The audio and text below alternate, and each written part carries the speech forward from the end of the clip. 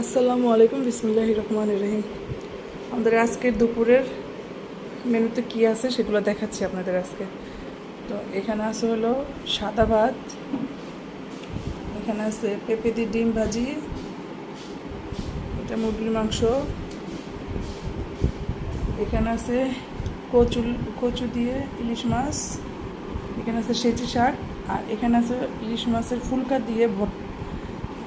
ফুলকা ভর্তা। তো এইগুলাই হলো আমাদের আজকে দুপুরের মেনু। তো সবাই ভালো থাকবেন, সুস্থ থাকবেন, আর আমার জন্য দোয়া করবেন। তো আমার চ্যানেলটাকে সাবস্ক্রাইব করে দেবেন, লাইক কমেন্ট শেয়ার করে দেবেন। তো সবাই ভালো থাকেন। আসসালামু আলাইকুম, আল্লাহ হাফেজ।